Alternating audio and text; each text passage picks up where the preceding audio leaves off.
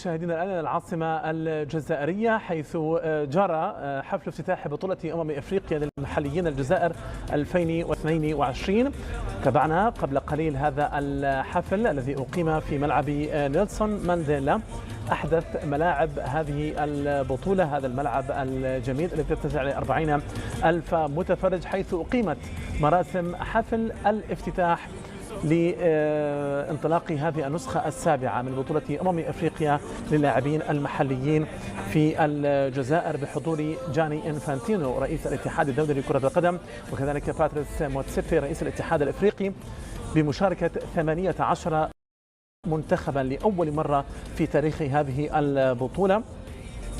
حيث تحتضن الجزائر هذه المنافسة وثاني بطولة كبرى تقريبا بعد ألعاب البحر الأبيض المتوسط، حيث جرى تقسيم منتخبات هذه البطولة إلى 5 مجموعات. المجموعة الأولى والثانية والثالثة تضم 4 منتخبات، بينما المجموعتان الرابعة والخامسة تضم 3 منتخبات، بانتظار طبعا بدء المباراة الافتتاحية التي سوف تجمع المنتخب الجزائري صاحب الأرض والضيافة بالمنتخب الليبي في هذا الملعب، الذي كما نتابع حضور جماهيري كان كبيرا لفعاليات بطولة أفريقيا للاعبين المحليين، التي من المنتظر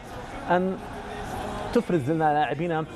من قارة إفريقيا على مستوى عالي جدا، لاعبين محليين من دون لاعبين محترفين بكل تأكيد. 4 ملاعب ستقام عليها هذه البطولة: ملعب نيلسون مانديلا الذي به حفل الافتتاح، بالإضافة إلى ملعب الشهيد حملاوي في قسنطينة في شرق الجزائر، بالإضافة إلى ملعب الأولمبي في وهران ميلود هذفي بغرب الجزائر، وملعب 19 من ماي في عنابة. إذن كانت هذه المشاهد من حفل الافتتاح لهذه البطولة.